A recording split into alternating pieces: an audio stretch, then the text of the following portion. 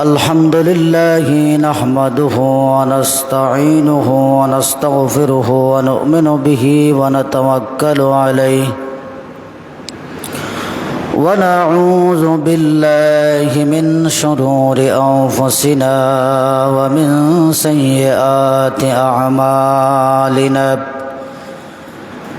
من يهده الله فلا مضل له ومن يضلل فلا هادي له وأشهد أن لا إله إلا الله وحده لا شريك له وأشهد أن سيدنا وحبيبنا ومولانا محمدا عبده ورسوله الذي أرسله بالحق بشيرا ونذيرا وداعيا إلى الله بإذنه وسراجا منيرا أما بعد فقد قال الله تعالى في كلامه المجيد والفرقان الحميد أعوذ بالله من الشيطان الرجيم بسم الله الرحمن الرحيم ألم يجدك يتيما فآوى ووجدك ضالا فهدى ووجدك عائلا فأغنى وقال تعالى في شان حبيبه مخبرا وآمرا إن الله وملائكته يصلون على النبي يا أيها الذين آمنوا صلوا عليه وسلموا تسليما اللهم صل على سيدنا مولانا محمد وعلى آله سيدنا مولانا محمد اللهم صل على سيدنا مولانا محمد وعلى آله سيدنا مولانا بلغ العلا بكماله كشف الدجى بجماله حسنت جميع خصاله صلوا عليه وآله بلغ العلا بكماله كشف الدجى بجماله حسنت جميع خصاله صلوا عليه رہ گئی رسم ازاں رہ بلالی نہ رہی رہ گئی رسم ازاں رہ بلالی نہ رہی फलसफा रह गई, तलकीन गज़ाली ना रही, बलागल उलम बिकमालिही, कशफत दुजा बिजमालिही, हसनत जमीअ खसालिही, सल्लो अलैहि।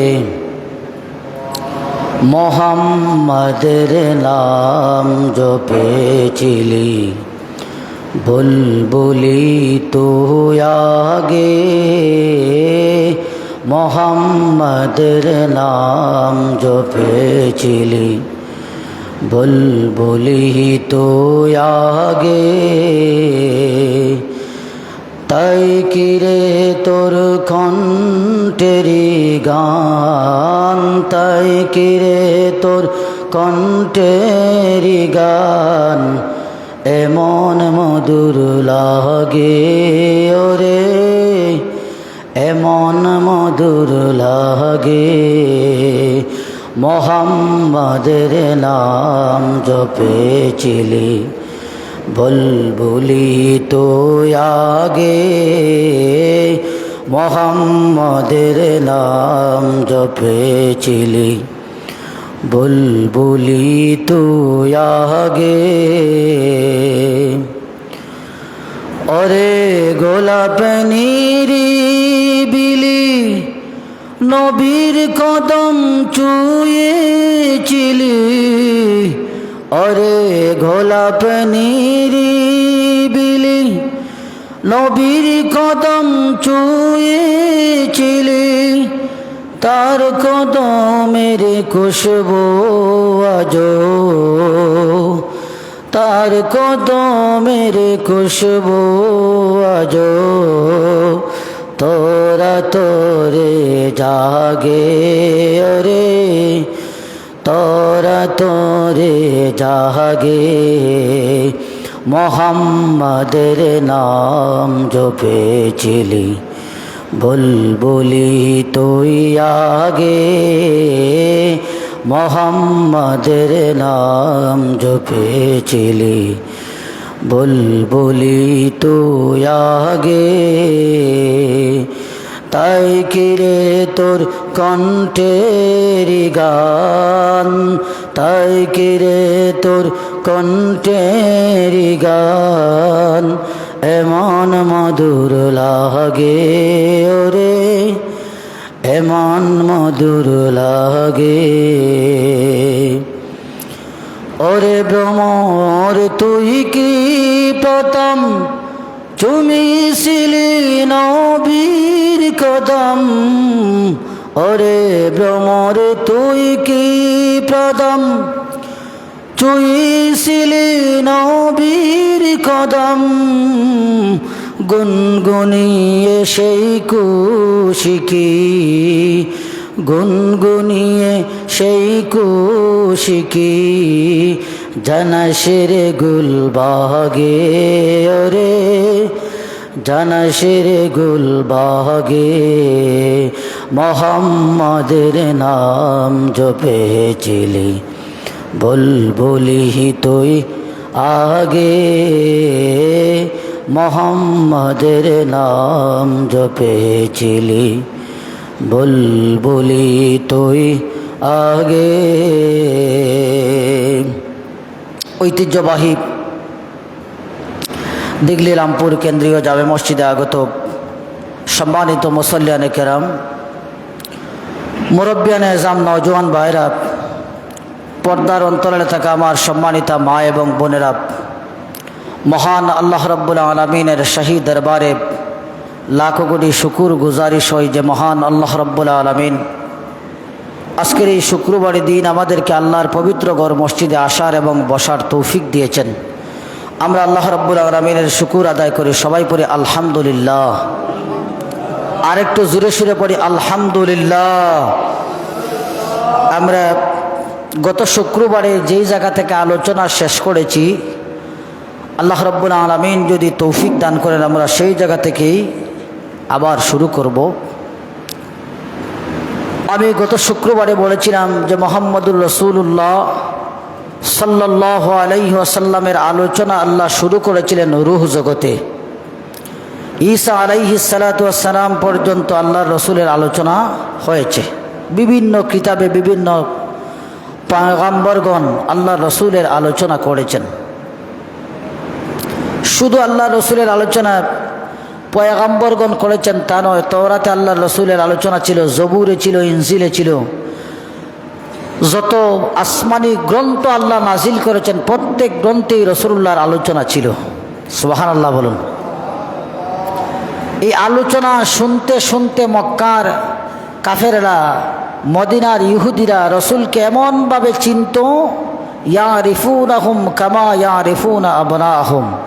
তার সন্তানকে দেখলে যেভাবে তার সন্তানকে চিনতে পারত, রসুলকে দেখার সাথে সাথেই বলতে পারত উনি মুহাম্মদুর রাসূলুল্লাহ, উনি সর্বশেষ পয়গম্বর। সুবহানাল্লাহ বলুন। আব্দুল্লাহ ইবনে হযরতে সালমান ফারসি রাদিয়াল্লাহু তাআলা আনহু একজন সাহাবী, অত্যন্ত জলিলুল কদর একজন সাহাবী, হযরতে সালমান ফারসি। ফারস্যে যার বাড়ি, ফারস্যে যার বাড়ি এজন্য তার নাম হচ্ছে ফারসি। সালমান ফারসি রাদিয়াল্লাহু তাআলা আনহু 250 বছরের মতো আল্লাহ তার হায়াত দিয়েছিলেন। সুবহানাল্লাহ বলুন। 250 বছর তার হায়াতের জিন্দেগি ছিল, লম্বা জিন্দেগি তিনি পেয়েছেন। বিভিন্ন ধর্ম যাজকের সাথে তার দেখা হয়েছে। রাসূলুল্লাহ সাল্লাল্লাহু আলাইহি ওয়াসাল্লামের আসার আগ পর্যন্ত, রসুলের কাছে আসার আগ পর্যন্ত 6 এলাকায় 6 জন ধর্ম যাজকের কাছ থেকে তিনি ধর্ম শিক্ষা নিয়েছেন। সুবহানাল্লাহ। ইস্পাহানে গেছেন, আমুরিয়ায় গেছেন, বিভিন্ন জায়গায় গেছেন। একজনের কাছে ধর্ম শিক্ষা গ্রহণ করেন।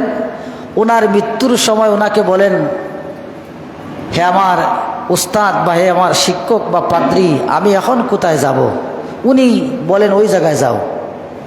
এইভাবে একেবারে সর্বশেষ যার কাছে আসছেন উনি বলেছেন আর কারো কাছে যাওয়ার দরকার নেই। আখেরি জামানার পয়গম্বর জনাবে মুহাম্মদুর রাসূলুল্লাহ সাল্লাল্লাহু আলাইহি ওয়াসাল্লাম দুনিয়ায় তশরিফ এনেছেন। সুবহানাল্লাহ বলুন। দুনিয়ায় তশরিফ এনেছেন উনি। ওনাকে জিজ্ঞাসা করা হয়েছে আপনি বুঝলেন কিভাবে? উনি বলেছেন মুহাম্মদুর রাসূলুল্লাহর একটা তারকা আছে, ওই তারকাটা অস্তমিত হয়ে গেছে, মানে উনি উদিত হয়েছেন, দুনিয়ায় এসে গেছেন। সুবহানাল্লাহ বলুন। এই শিক্ষকের কাছে তিনি জেনেছেন যে মুহাম্মদুর রাসূলুল্লাহ দুনিয়ায় তশরিফ এনেছেন। কোন জায়গায়? মক্কা শহরে উনি আসবেন। সারি সারি খেজুরের বাগানে উনি হিজরত করবেন। দেশ ছেড়ে সারি সারি খেজুরের বাগানের এলাকায় তিনি হিজরত করবেন, মানে মদিনায় তিনি হিজরত করবেন। হযরতে সালমান ফারসি রাদিয়াল্লাহু তাআলা আনহুর কিছু গবাদি পশু ছিল। তিনি মক্কার একটা কাফেলার সাথে চুক্তিবদ্ধ হলেন যে আমাকে তোমরা মক্কায় নিয়ে যাও, আমি আমার এই দেশে থাকতে চাই না, আমি মক্কায় যেতে চাই, আমার যত গবাদি পশু আছে সবগুলো তোমাদেরকে দিব, তোমরা যদি আমাকে মক্কায় নিয়ে যাও। হযরতে সালমান ফারসি রাদিয়াল্লাহু তাআলা আনহু চুক্তি মতো তাদেরকে গবাদি পশু দিলেন। রাস্তায় এসে তারা তাকে প্রহার করলো, তাকে গোলাম বানিয়ে দিল। আসলে তিনি গোলাম না, তিনি আসছিলেন যে আমার গবাদি পশু নিবে, রাস্তা দেখায় আমাকে মক্কায় নিয়ে দিবে। রাস্তায় এনে তারা তাকে বন্দি করলো, গোলাম বানালো।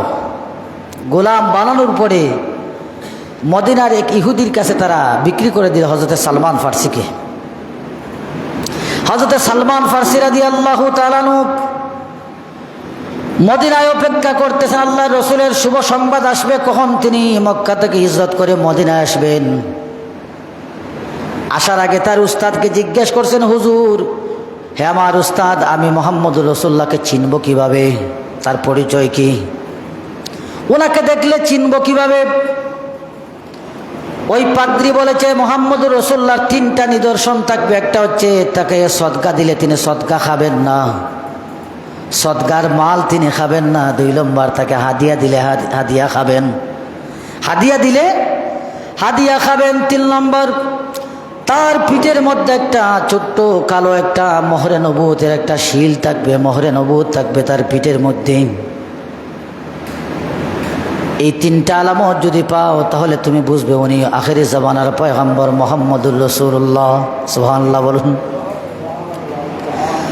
হযরত সালমান ফারসি মদিনায় অবস্থান করতেছেন।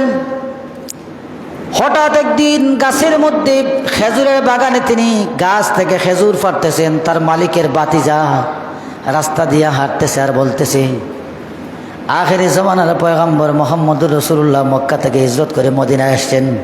সুবহানাল্লাহ বলুন। মক্কা থেকে হিজরত করে মুহাম্মদুর রাসূলুল্লাহ মদিনায় আসছেন।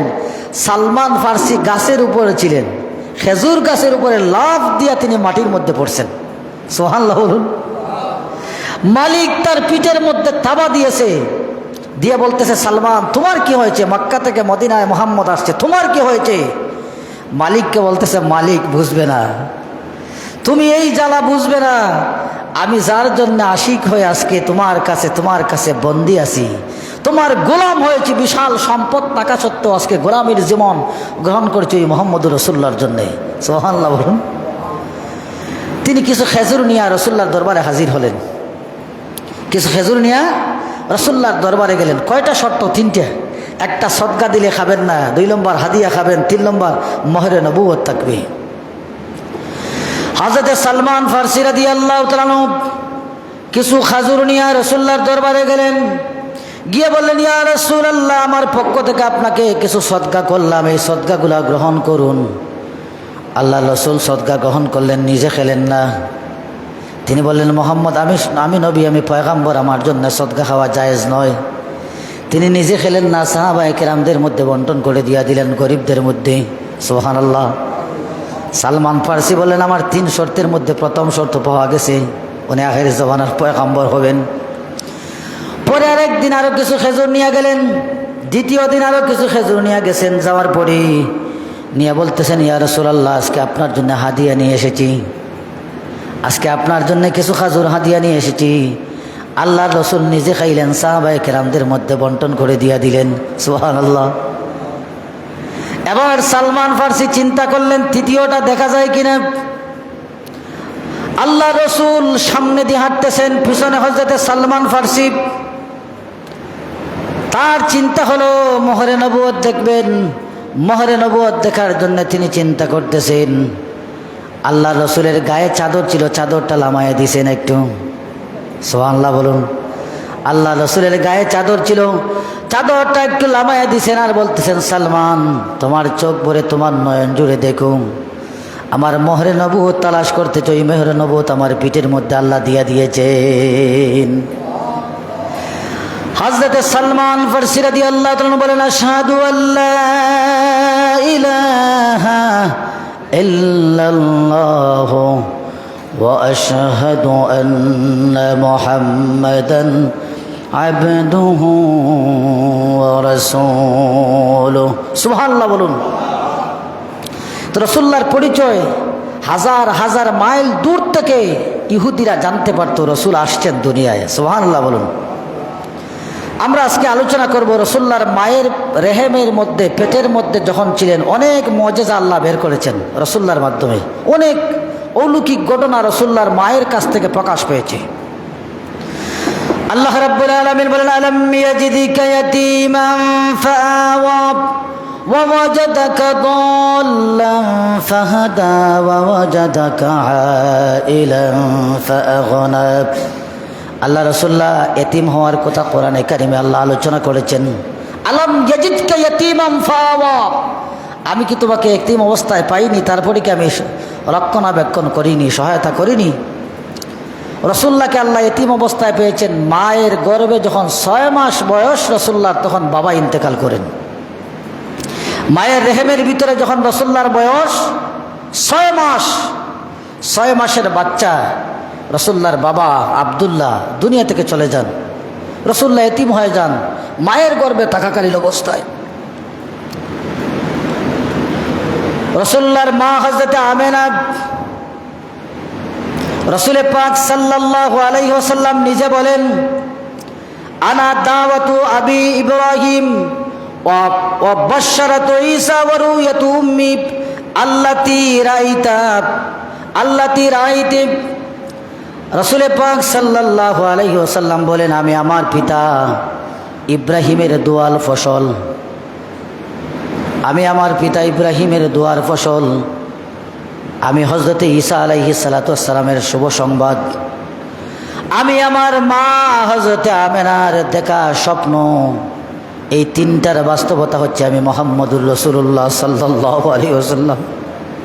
আমি গত শুক্রবারে বলেছি, ইব্রাহিম আলাইহিস সালাম দোয়া করে গেছেন, আল্লাহ আমার বংশধারায় আখির জামানার পয়গাম্বর দিও। ঈসা আলাইহিস সালাম বলে গেছেন, আমার পরে নবী আসবে, মিন বাদি ইসমুহু আহমদ। আমার রাসূলুল্লাহর মা বলেন, আমি ঘুমাতাম, স্বপ্নে দেখতাম ফেরেশতা আসছে,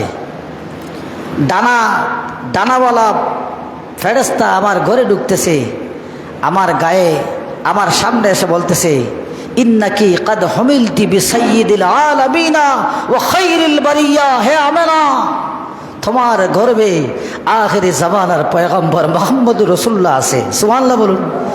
তুমি যেই সেই মহিলা নয়, তোমার উদরের ভিতরে মুহাম্মদুর রাসূলুল্লাহকে আল্লাহ সংরক্ষণ রাখছেন। ইন্নাকি কদ হুমিলতি বিসাইয়্যিদিল আলামিনা ওয়া খায়রিল বারিয়া, আস্তা দুনিয়ার সমস্ত কল্যাণের আধার মুহাম্মদুর রাসূলুল্লাহ তোমার উদরের ভিতরে আছেন। সুবহানাল্লাহ বলুন।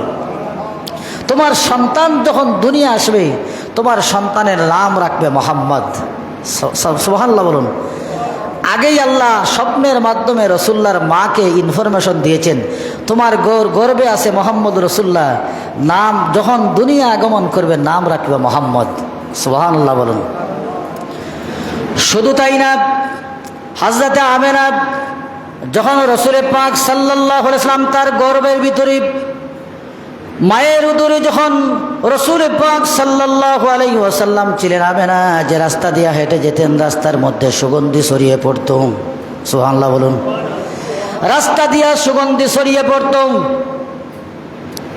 মক্কার মহিলারা, যেহেতু মুহাম্মদ রাসূলুল্লাহর মা হযরত আমেনা স্বামীহারা বিধবা মহিলা, এজন্য বিধবা মহিলারা সুগন্ধি ব্যবহার করা ঠিক নয়। ইদ্যত পালন করতে হয় 4 মাস 10 দিন, সুগন্ধি ব্যবহার করা যায় না। অদ্ভুত রকমের আশ্চর্য সুঘ্রাণ, যে গ্রাণ দুনিয়ায় কোনো জায়গায় পাওয়া যায় না, এরকম আজীব একটা গ্রাণ হযরত আমিনার শরীর থেকে বের হতো। মক্কার মহিলারা কথাবার্তা বলা শুরু করে দিল, একজনের মুখে থেকে আরেকজন, একজন থেকে আরেকজন কথা বলা শুরু করে দিল যে আব্দুল্লাহর বিধবা স্ত্রী আমেনা কার জন্য সুগন্ধি ব্যবহার করে, তার তো সুগন্ধি ব্যবহার করা এই টাইমে ঠিক না, যেহেতু স্বামী নাই সুগন্ধি ব্যবহার করে কেন?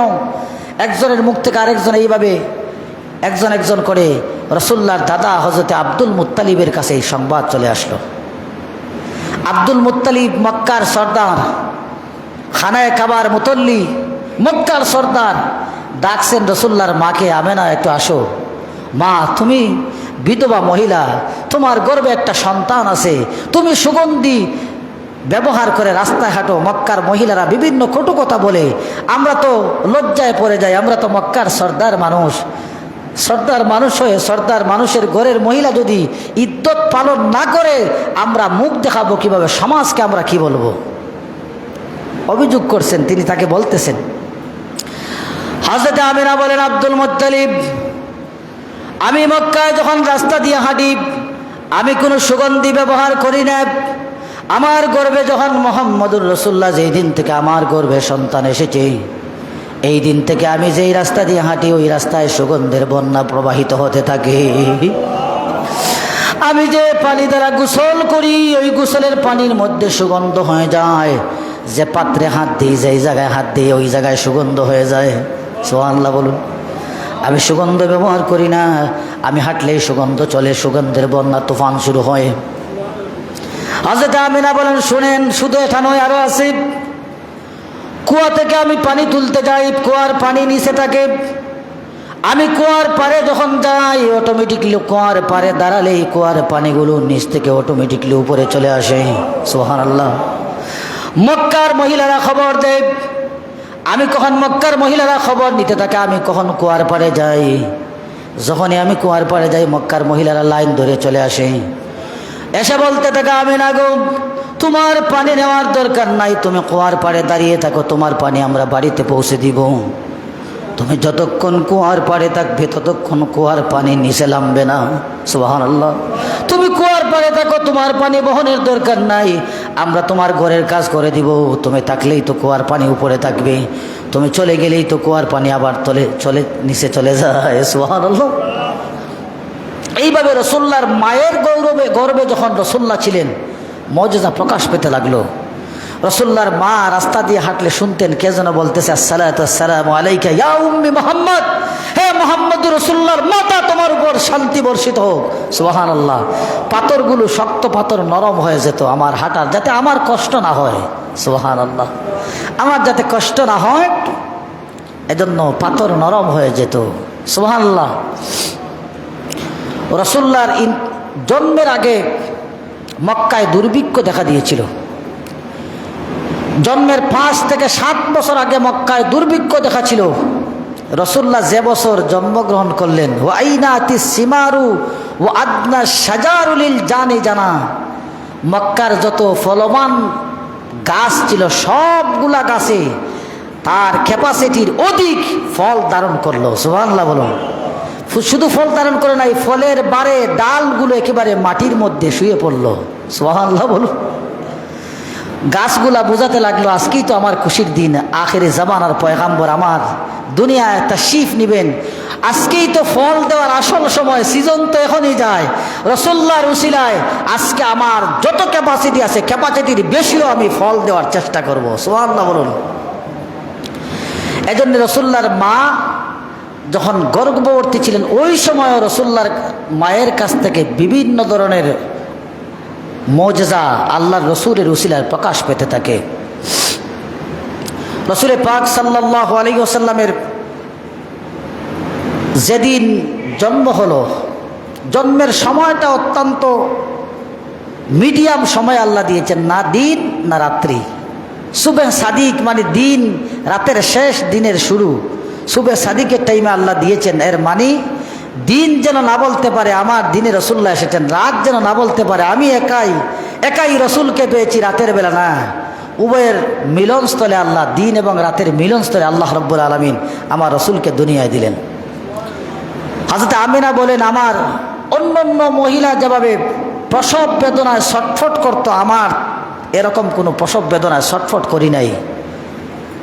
দেখলাম নুরানি চেহারা, লম্বা লম্বা কিছু মহিলা আমার ঘরে ঢুকছে। সুবহানাল্লাহ বলুন। বনি আব্দে মনাফের মহিলারা, মনে হলো আব্দে মনাফের মহিলারা, লম্বা লম্বা মহিলা আমার ঘরে ঢুকতেছে। আমরা তৌলুদে পড়ি, হাদারাত উম্মাহু লাইলাতা মাউলিদিহি আসিয়াতু ওয়া মারইয়াম ফি নিসওয়াতিম মিনাল হাজিরাতিল কুদসিয়া। আসিয়া মারইয়াম এসেছেন, এসে বলতেছেন, হে মুহাম্মদুর রাসূলুল্লাহর সৌভাগ্যবানী মা, তোমার খেজমতে আল্লাহ আমাদেরকে আজকে প্রেরণ করে দিয়েছেন। সুবহানাল্লাহ বলুন। আমার পিঠে যেন কে হাত বুলাতে লাগলো, আপনার ডানার মতো কি যেন একটা বুলাতে লাগলো, আমি বুঝতেই পারলাম না আমার কি হয়ে গেল, আমার সন্তান দুনিয়ায় চলে আসলো। সুবহানাল্লাহ বলুন। আমার সন্তান দুনিয়ায় চলে আসলো। এবার হযরতে আমিনা বলতেছেন, ফাকাশাফাল্লাহু আন বাসারি ফারাইতু মাশারিকাল আরদি ওয়া মাগারিবাহা। আল্লাহ রাব্বুল আলামিন আমার চোখের সামনে দুনিয়ার সব কিছু উন্মুক্ত করে দিলেন। আমি দুনিয়ার পূর্ব থেকে পশ্চিম পর্যন্ত সব কিছু দেখতে লাগলাম। সুবহানাল্লাহ বলুন। ওয়া রাআইতু সালাসাতা আলামিন, আমি 3টা পতাকা দেখলাম। আলামা বিল মাশরিক, একটা পূর্ব দিকে, একটা পশ্চিম দিকে, একটা খানায়ে কাবার উপরে। আল্লাহ 3টা পতাকা আমি দেখলাম, 3টা পতাকা। এরপরে তিনি বলেছেন, ফাখাযানিল মাখাদু ফাওয়াদাতু মুহাম্মাদান সাল্লাল্লাহু আলাইহি ওয়াসাল্লাম। এরপরে আমার প্রসব বেদনা শুরু হলো। মুহাম্মদুর রাসূলুল্লাহ দুনিয়ায় আসলেন। ফানাযারতু ইলাইহি ফাইজা হুয়া সাজিদান ক্বাদ রাফা ইসবাইহি ইলাস সামা। আমি দেখলাম মুহাম্মদুর রাসূলুল্লাহ সাল্লাল্লাহু আলাইহি ওয়াসাল্লাম সিজদারত অবস্থায় আছেন, আর তার শাহাদাত আঙ্গুলটা আসমানের দিকে তোলা দেওয়া আছে। সুবহানাল্লাহ। আমি দেখলাম আমার রসুল, আমার সন্তান মুহাম্মদ ভূমিষ্ঠ হলেন সাজদারত অবস্থা। আমি তাকাইয়া দেখলাম তিনি সাজদারত অবস্থা আছেন, আর শাহাদাত আঙ্গুলটা আসমানের দিকে। সুবহানাল্লাহ বলুন। কার ধ্বনি দিচ্ছেন? আল্লাহর ঘোষণা দিচ্ছেন। আল্লাহ কয়জন? একজন। দুনিয়াতে তাশরিফ আনার সাথে সাথেই ঘোষণা দিচ্ছেন সব বাতিল হয়ে যাবে, এক আল্লাহর রাজত্ব কায়েম হবে গোটা দুনিয়া জুড়ে। সুবহানাল্লাহ। গোটা দুনিয়ায় সেজদায় ভরে যাবে, আর মূর্তি পূজা হবে না, সেজদায় ভরে যাবে গোটা দুনিয়াটা। মসজিদ হবে, জায়গায় জায়গায় আল্লাহর গোলামরা আল্লাহকে সেজদার মাধ্যমে আল্লাহকে খুশি করার চেষ্টা করবে। সুবহানাল্লাহ বলুন। এরপরে হযরত আমিনা বলেন, সুম্মা রাআইতু সাহাবান বাইদা কাদ আকবালাত মিনাস সামাই। এরপরে দেখলাম একটা সাদা মেঘের খণ্ড আমার দিকে আসলো, আমার ঘরের মধ্যে প্রবেশ করলো, ঘরটাকে আলোকিত করে দিল। সাদা একটা মেঘের খণ্ড, সাদা মেঘের খণ্ড আমার ঘরটাকে আলোকিত করে দিল। ফায়ুনাদি মুনাদি তুফু বি মাশারিকাল আরদি ওয়া মাগারিবাহা। এরপরে আওয়াজ আসলো গায়েব থেকে, তুফু মিনাল মাশারিকি ইলাল মাগারিবাহা, তুফু বিহি মাশারিকাল আরদি ইলা মাগারিবাহা। তাকে পূর্ব থেকে পশ্চিম প্রান্ত পর্যন্ত গোটা দুনিয়াকে চক্কর দিয়া মুহাম্মদ রাসূলুল্লাহকে দেখাইয়া নিয়ে আসো। ওকা সুবহানাল্লাহ। হযরত আমিনা বলতেছেন, একটা মেঘের খণ্ড, আলোকিত একটা মেঘের খণ্ড আমার ঘরের মধ্যে ঢুকলো। এরপরে আওয়াজ আসলো, মুহাম্মদ রাসূলুল্লাহকে পূর্ব থেকে পশ্চিম প্রান্ত গোটা দুনিয়া চক্কর দাও। সুবহানাল্লাহ বলুন। অন্য জায়গায় তিনি বলছেন, গাইয়িবু হাযা তিফ। আওয়াজ আসলো, এই সন্তানকে এখান থেকে সরিয়ে নাও। গাইয়িবু হাযা তিফ তুফু মিনাল মাশারিকি ইলাল মাগারিব। পূর্ব থেকে পশ্চিম প্রান্ত পর্যন্ত যত দুনিয়ার যত মখলুকাত আছে সবাই অপেক্ষা করতেছে মুহাম্মদ রাসূলুল্লাহর জন্যে। সবাইকে মুহাম্মদ রাসূলুল্লাহকে দেখাইয়া নিয়ে আসো। সুবহানাল্লাহ। এরপরে হযরত আমিনা বলছেন, ওয়াদখিলহুল বিহারা লিয়ারিফুহু বিসমিহি ওয়া নাতিহি ওয়া সূরাতিহি। এরপরে সমুদ্রের পানিগুলার সামনে তার নাম, তার পরিচয়, তার আকৃতিকে দেখানো হলো। সুবহানাল্লাহ বলুন। অন্য মাওয়াহিবুল্লাহ দুনিয়ায় অন্য জায়গায় হযরত আমিনার কথা এনেছেন যে ফেরেশতারা গায়েব থেকে আওয়াজ আসলো যে তাকে গোটা দুনিয়া জুড়ে ঘুরানো হোক, গোটা দুনিয়া জুড়ে ঘুরানো হোক।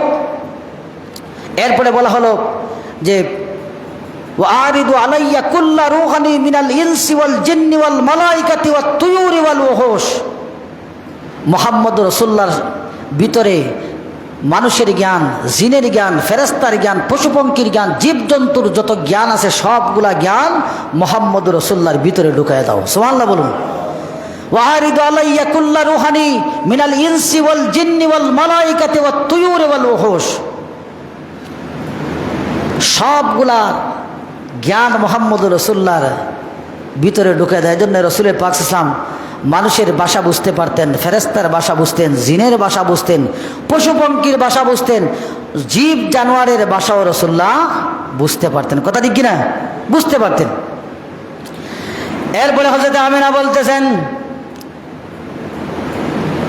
এরপরে আবার গায়েব থেকে আওয়াজ আসলো, আতুহু খুলুক আদম মারিফাত শীশ সুজাতানু খুল্লাত ইব্রাহিম লিসানা ইসমাইল লাদা ইসহাক ফাসাহাতা সালেহ হিকমাত লুত বুশরা ইয়াকুব শিদ্দাতা মুসা সবরা আইয়ুব ওয়া তাতা ইউনুস ওয়া জিহাদ ইউশা সাউত দাউদ ওয়া হুব্বা দানিয়াল ওয়া কারা ইলিয়াস ইসমাতা ইয়াহইয়া যুহদা ঈসা। এরপরে বলা হলো, আদম থেকে নিয়ে ঈসা পর্যন্ত যত নবীর যতটা গুণ আছে সব গুণ মুহাম্মদ রাসূলুল্লাহর ভিতরে ঢুকাইয়া দাও। আর বুঝতে পারলেন না? সুবহানাল্লাহ। আদম থেকে ঈসা পর্যন্ত এই 20 জন নবীর কথা বলা হলো। 20 নবীর 20টা গুণ মুহাম্মদ রাসূলুল্লাহর মধ্যে ফিট করে দাও। সুবহানাল্লাহ। 20 নবীর কয় গুণ? 20 গুণ। আওয়াজ আসলো, নবী তো 20 জন না, নবী তো 6 লক্ষ। নবী কয় লক্ষ? 6 লক্ষ। ওয়াকমিসু ফি কুল্লা আখলাক ওয়াকমিসু ফি আখলাকিন নবিয়্যিন। এরপরে বলা হলো, তাহলে ঠিক আছে 20 জন না, 6 লক্ষ নবীর যত গুণ সব গুণ মুহাম্মদ রাসূলুল্লাহর মধ্যে ঢুকায় দাও। সুবহানাল্লাহ বলুন। 1 জন 2 জন পয়গাম্বরের গুণ না, 1,24,000 পয়গাম্বরের গুণ দিয়ে আমার নবীকে আল্লাহ দুনিয়ায় পাঠালেন। সুবহানাল্লাহ বলুন। হযরতে রাসূলুল্লাহর চাচা আবু তালিব রাসূলুল্লাহকে সবচাইতে বেশি মহব্বত করেছেন। আবু তালিব বলেন, ভাতিজা মুহাম্মদ, তুমি যে নবী হবে, শেষ পয়গাম্বর হবে, এটা আমি জানি, এটা আমি দেখেছি ছোট্টবেলা তুমি যখন দুনিয়া আগমন করেছো। তুমি যখন দুনিয়া আগমন করেছো এটা আমি দেখেছি, আমি বুঝতে পেরেছি ওই দিন যে তুমি আখিরি জমানার পয়গাম্বর হবে, শেষ নবী হবে। সুবহানাল্লাহ বলুন। আল্লাহ রসুল বলেন, চাচা তাহলে বলুন তো আপনি কি দেখেছেন, একটা দুইটা ঘটনা আমাকে বলুন, দুই একটা ঘটনা বলেন না। রসুল পাক সাল্লাল্লাহু আলাইহি ওয়াসাল্লামকে তার চাচা আবু তালিব বলেন, তোমার যখন জন্ম হলো খানায় কাবার 360টা মূর্তি ছিল, সবগুলা মূর্তি উপর হয়ে খানায় কাবায় পড়ে গেল। সুবহানাল্লাহ বলুন। সবগুলা মূর্তি পড়ে গিয়া খানায় কাবায় সবগুলা মূর্তি পড়ে চুরমার হয়ে গেল। সুবহানাল্লাহ। আল্লাহ ইঙ্গিত দিলেন যে মূর্তি পূজার দিন শেষ হয়ে গেছে, এখন থেকে তাওহীদের রিসালাতের ঘোষণা গোটা দুনিয়া জুড়ে চালু হবে। হযরত আবু তালিব, রাসূলুল্লাহর চাচা আবু তালিব বলেন, তোমার জন্ম হয়েছিল সুবহে সাদিকের সময়, তোমাকে নিয়ে সকালবেলা আমি সূর্যের সামনে বের হলাম, দেখতাম আমার ইচ্ছা ছিল সূর্যের সামনে বের হলে তোমার অবস্থা কি হয়। আমি যেই তোমাকে সূর্যের সামনে নিয়ে বের হয়েছি, অমনি অমনি দেখি আসমানে আল্লাহ এক খণ্ড মেঘ দিয়া তোমাকে ছায়া দিতে শুরু করেছেন। সুবহানাল্লাহ। তোমাকে সূর্যের সামনে রাখার সাথে সাথে আসমান থেকে এক খণ্ড মেঘ চলে আসছে। সুবহানাল্লাহ বলুন। আমার চিন্তা হলো রাতের বেলা কি হয় দেখা, রাতে তোমাকে কি হয় একটু দেখবো। রাতের বেলা তোমাকে নিয়ে আবার চন্দ্রের আলোর সামনে বের হলাম। রাতের বেলা চন্দ্রের আলোর সামনে যখন বের হলাম, দেখলাম চাঁদ তার জায়গা থেকে নিচ দিয়া দৌড় দিয়েছে। সুবহানাল্লাহ বলুন। চাঁদ তার জায়গায় থাকে নাই, দৌড় দিয়া নিচের দিকে নামতেছে, এমন বেগে নামতেছে আমার মনে হলো তোমার উপরে পড়ে যাবে। আমি চিৎকার দিলাম, আমি ভয় পেয়ে গেলাম, কিন্তু দেখলাম একটা জায়গায় এসে চাঁদটাও দাঁড়িয়ে গেছে। সুবহানাল্লাহ বলুন। কিছুক্ষণ পরে দেখলাম চাঁদ একটা জায়গায় এসে দাঁড়িয়ে গেছে। আল্লাহ রসুল বলেন, চাচা তারপরে কি হয়েছে? বলে, তারপরে আরো আশ্চর্য ঘটনা দেখলাম। দেখি তোমার হাত যদি ডান দিকে যায়, চাঁদ ডান দিকে যায়, তোমার হাত যদি বাম দিকে যায়, চাঁদ বাম দিকে যায়, তোমার পা যদি উপরে উঠে, চাঁদ উপরে উঠে, তোমার পা নিচে নামে, চাঁদ নিচে নামতে থাকে। সুবহানাল্লাহ বলুন।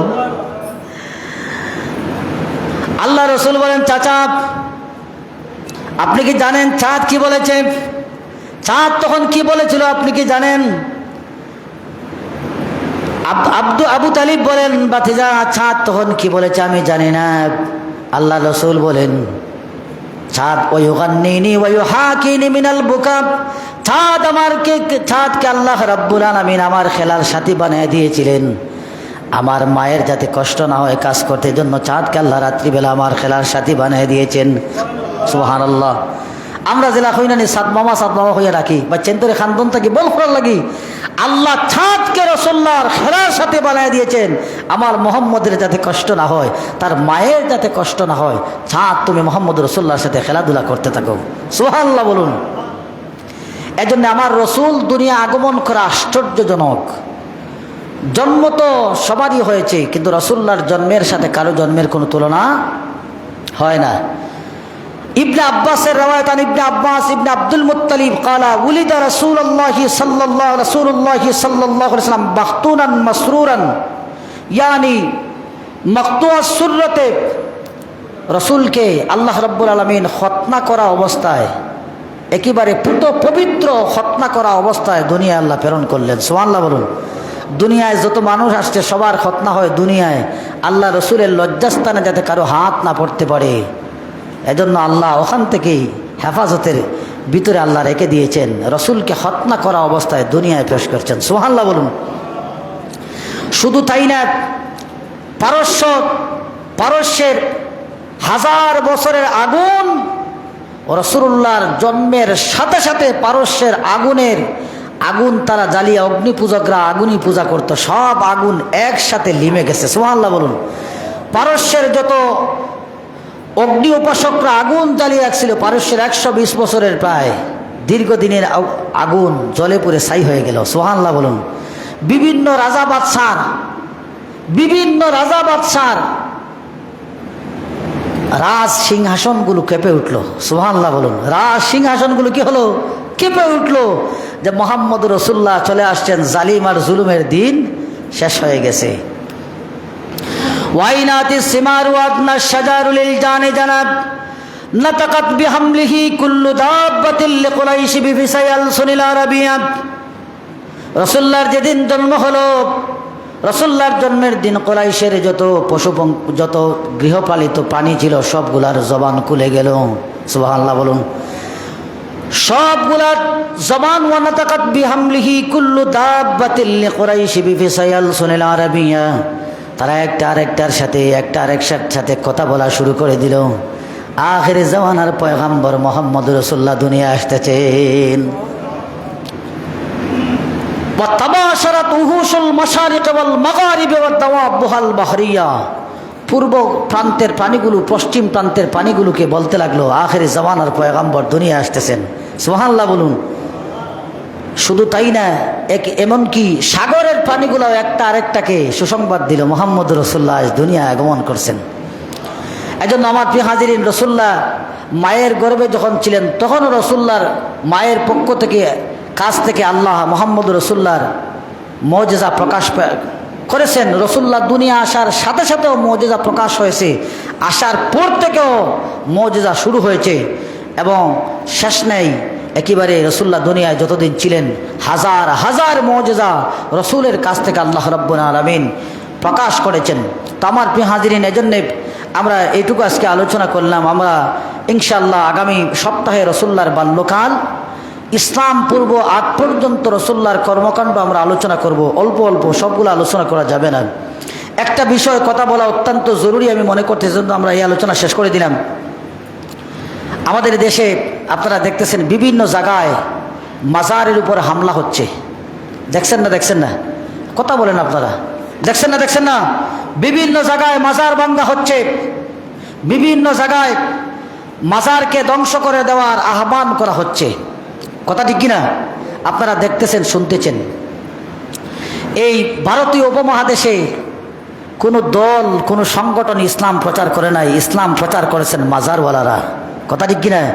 এই ইসলাম নিয়ে এসেছেন শাহজালাল, শাহপরান, শাহ মাখদুম, শাহ আমানত, এই সমস্ত ওলিয়া উলিয়ার হাত ধরে ভারতীয় উপমহাদেশে প্রায় 200 কোটি মুসলমান আজকে ইসলামের ছায়াতলে আছে। সুবহানাল্লাহ বলুন।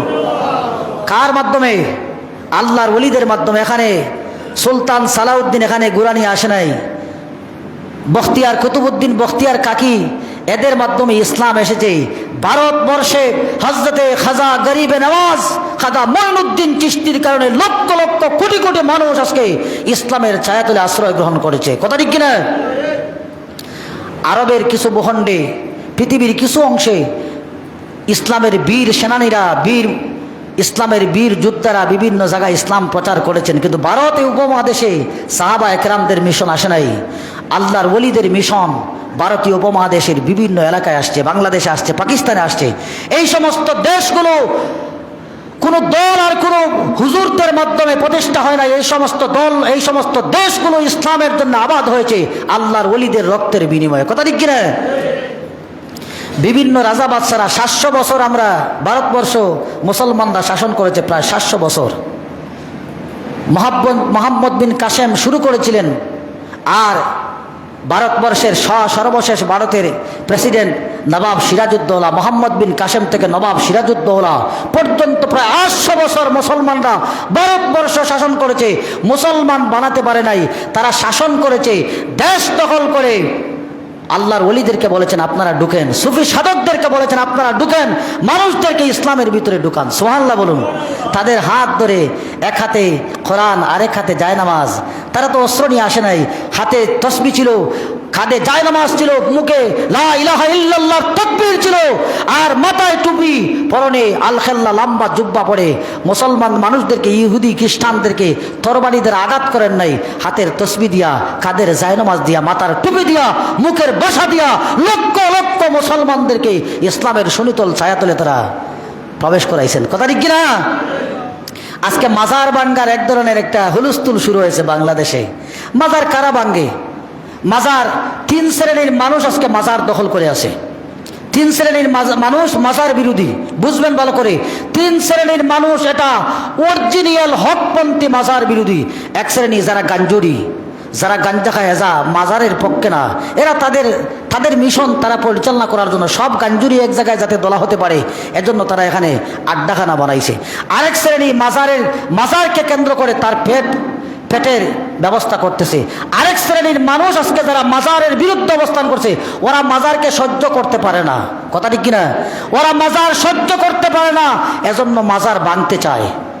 যারা মাজার সহ্য করতে পারে না এরা মাজার ভাঙতে চায়। আমরা বলি মাজার কোনো দোষ করে নাই, দোষ যদি করে বন্ডরা করছে, কথা ঠিক কিনা? কথা বলেন আপনারা, দোষ করলে বন্ডরা করছে, দোষ করলে যারা মাজার থেকে পেটের দান্দা করতে তারা করতেছে, ওদেরকে উচ্ছেদ করুন, মাজারে হাত দিবেন না, কথা ঠিক কিনা? এই মাজারের সাথে বাংলার মুসলমানদের রক্তের একটা সম্পর্ক আছে, কথা ঠিক কিনা? আমরা আর কারো কাছে ঋণিয়া থাকি আর না, কিন্তু শাহজালালের কাছে আমরা ঋণী আছি, সিলেটের মানুষ, কথা ঠিক কিনা? শাহজালাল যদি জায়নামাজ দিয়া সুরমা নদী পার না হতেন, এখনো আমরা রাম রাজত্ব অবস্থান করতাম, কথা ঠিক কিনা? এজন্যে আমাদের স্পষ্ট কথা, শাহজালালের মাজারে যদি কেউ আঘাত করতে চায় তারিখ দিবেন, আগে তারিখ দিয়ে ফিল্ডে আসুন, দেখা যাবে তোমার বুকের কতটুকু ফাটা আছে, কথা ঠিক কিনা? শাহজালালের মাজার ঘুরে দিবে, এটা তোমার বাবার জায়গা নয়। শাহজালালের মাজার ঘুরাতে হলে আমাদেরকে আগে তারিখ দিবেন, আমরা ইনশাল্লাহ শাহজালালের মাজার রক্ষা ইনশাল্লাহ আমরা অবশ্যই বদ্ধপরিকর হব, কথা ঠিক কিনা? শাহজালালের সন্তান নাই, রোহানি সন্তানরা এখনো দাঁড়িয়ে আছে। আপনারা বন্ডদেরকে পারলে বঙ্গোপসাগরে বাসায় দিন, কথা ঠিক কিনা? গাঞ্জুরিদেরকে ধরে বঙ্গোপসাগরে বাসায় দিন, আমাদের কিছু আছে যায় না, কথা ঠিক কিনা? কারণ এই উপমহাদেশ আল্লাহর ওলিদের হাতে এসেছে, এই উপমহাদেশ আল্লাহর ওলিদের মাধ্যমে এসেছে। মাজার ভাঙবেন, আর কিছু পান নাই খুঁজে, আর কিছু পান নাই দুনিয়া, আর কোনো জায়গায় এই নাস্তিক আর মুরতাদ নাই, পাইছেন মাজারগুলা ভেঙে দিবেন। মাজার ভাঙ্গা এত সোজা না, কারণ এই মাজারপন্থীরাই ইসলাম টিকিয়ে রাখছে গোটা দুনিয়া জুড়ে, কথা ঠিক কিনা? আজকে রাশিয়া যান মাজারপন্থী আছে দুনিয়ার যত জায়গায়। আরে মাজারপন্থীরা যা করছে নরমাল এই দলগুলা তা করতে পারে নাই। সম্রাট আকবরের বিরুদ্ধে মাজারপন্থী হযরতে শেখ ফারুকি সেরহিন্দি রহমতুল্লাহ আলাই, মুজাদ্দিদ আল-ফেসানি একাই দাঁড়িয়েছিলেন, একাই দাঁড়িয়ে মাজারপন্থী একাই দাঁড়িয়ে তিনি সম্রাট আকবরের সমস্ত অপকর্মকে তিনি তছনছ করে দিয়েছেন। সুবহানাল্লাহ বলুন। মাজারপন্থী আজকে মাজার বানবে, মাজারের ক্ষমতা আপনি জানেন নাই। খাজা মঈনুদ্দিন চিশতিকে আপনার পিতৃরাজ আটকাতে পারে নাই, কথা ঠিক কিনা? এই 2-4 জন সুনুপুটি তুমি মনে করছো মাজার ভেঙে দিবে, রাজা মহারাজারা মাজারপন্থীদেরকে আটকাতে পারে নাই, কথা ঠিক কিনা? খাজা মঈনুদ্দিন চিশতির সাথে যুদ্ধ করতেছিল পৃথিরাজ, আনা সাগরের সমস্ত পানি তিনি লুটার ভিতরে ভরিয়ে দিয়েছিলেন। একটা ছোট্ট লোটার ভিতরে গোটা আনা সাগরের পানিকে তিনি বলেছিলেন তুমি যুদ্ধ করবে আমার সাথে, তুমি মনে করেছো এই রাস্তা বন্ধ করে দিলে, নৌকা বন্ধ করে দিলে আমরা নদী পার হতে পারবো না, ওই দেখো তোমার নদীর পানি আমি আমার লোটার ভিতরে বলে এসেছি। সুবহানাল্লাহ বলুন। এজন্য মাজারের বিরুদ্ধে কথা বলবেন না। মাজারে যে সমস্ত অপসংস্কৃতি হয় এটার পক্ষে আমরা কেউ না, কথা ঠিক কিনা? আমরা মদ গাঞ্জার পক্ষে, কথা বলেন, আমরা কোন মদ গাঞ্জার পক্ষে নয়, আমরা বেনামাজির পক্ষে নয়, আমরা উলঙ্গ হয়ে মহিলা নাচাবে এটার পক্ষে আমরা নয়। যারা মাজারকে কেন্দ্র করে পেট বানাইতেছে, রুজি রোজগার করতেছে, দান্দা করতেছে, এদের পক্ষে আমরা নাই, কিন্তু আমরা মাজারের পবিত্রতা রক্ষার পক্ষে, কথা ঠিক কিনা? আপনারা গাঞ্জুরিদেরকে সরাইয়া দেন, আমাদেরকে বলেন আমরাও আপনাদের সাথে যাব। গাঞ্জুরিদেরকে উৎখাত করার জন্য আমরাও কি করব? রাস্তায় লামবো। কিন্তু যদি মাজার ভাঙ্গার স্বপ্ন দেখেন আমাদেরকে তারিখ দিবেন, ডেট দিয়ে লামবেন, তো আমরাও দেখবো আমরা পারি কিনা আটকাতে, কথা ঠিক কিনা? আমার প্রিয় হাজিরানের জন্যে এই গ্রামটা তো, এই গ্রামেও আল্লাহর ওলিরা শাহিত আছে। রামপুরি সিলসিলা এটা ছোট্ট সিলসিলা নয়, আল্লাহর ওলিদের মেহনত। আপনি চিন্তা করেন কোথায় রামপুর, ভারতের রামপুর থেকে তিনি ইসলামের আলো বাংলার ভূখণ্ডে বিভিন্ন জায়গায় ছড়িয়ে দিয়েছেন। সুবহানাল্লাহ বলুন। এক একজন আল্লাহর ওলিদের এমন পাওয়ার আল্লাহ দিয়েছেন। কোথায় রামপুর, ওখান থেকে বাংলার বিভিন্ন আনাচে কানাচে কেন্দ্রে কেন্দ্রে রামপুরি হযরতে ইব্রাহিম খান সাহেব রহমতুল্লাহ আলাই, মকসুদ আহমদ, মকবুর আহমদ, আমাদের এই সিলেট তো গোটা রামপুরীদের দখলে, কথা ঠিক কিনা? আপনি এই সামনে যান, খাজিবাড়ি আছে, এরপরে বিভিন্ন জায়গায় বাগবাড়ি, রামপুরি সিলসিলা, এই গ্রাম তো গ্রামের নামই হচ্ছে রামপুর, কথা ঠিক কিনা? এটা দিগলি না, এটার নাম রামপুর, দিগলি রামপুর, দিগলি গোটা একটা এলাকা, কিন্তু এই পাড়াটার নাম হচ্ছে রামপুর। রামপুরীর প্রভাব এখানেও আছে। সুতরাং আল্লাহর ওলিদের এই সহবতে হাজার হাজার বেদিন, হাজার হাজার মদকুরি, গাঞ্জুরি, অমুসলিম আল্লাহর ওলিদের সহবতে সে ইসলাম ধর্ম গ্রহণ করেছে। সুতরাং তাদের সাথে বেইজ্জতি করার চেষ্টা করবেন না। যেখানে পৃথ্বীরাজ পারে নাই, যেখানে এই সম্রাট আকবর পারে নাই, তোমরা দুজন চারজন মিলে আল্লাহর ওলিদের কিছুই করতে পারবে না। কথা ঠিক কিনা? বরং তোমাদের হতে হবে, তোমাদের জলবদ্ধ শহীদ একেবারে তোমাদের সমূলে উৎখাত হয়ে যাবে। কথা ঠিক কিনা? আমার বিহাদিনে শেষ করে দিব। আগামী শুক্রবার, আগামী সোমবার 16 তারিখ রবিউল আউয়াল মাসের এই 12ই রবিউল আউয়াল আগামী সোমবার আমরা গত 2 শুক্রবার মোটামুটি কিছু কালেকশন করার চেষ্টা করেছি। আপনাদের এই গ্রাম থেকে আগে অনেক সুন্দর করে ঈদে মিলাদুন্নবী হয়েছে। এবছরও আপনারা সবাই বলেছেন ঈদে মিলাদুন্নবী হওয়ার জন্যে, অনেকেই মানত করেছেন। আমরা মোটামুটি প্রায় 15-16 হাজারের টাকার মতো ইনশাল্লাহ আপনারা ওয়াদা করেছেন। আমি আশা করব সোমবারের ভিতরে যারা নাম লেখাইছেন বা ওয়াদা করছেন আপনারা দিয়া দিবেন। আজকে যারা শরিক হওয়ার ইচ্ছা, আমরা আপনাদেরকে 5 মিনিট সময় দিব, আহ্বান করতেছি। আপনারা যে যেভাবে পারেন 100, 200, 500, 1000 আপনাদের ইচ্ছা অনুযায়ী আপনারা একটু দানের, আপনারা ইচ্ছা অনুযায়ী দান করতে পারেন। আমি আপনাদের সবাইকে আহ্বান করব। সাল্লাল্লাহু আলা সাইয়্যিদিনা ওয়া মাওলানা মুহাম্মদ ওয়া আলা মাজিসাব ওটা মন হল ওয়া আলা ওটা মন হল ওয়া আলা আলিহি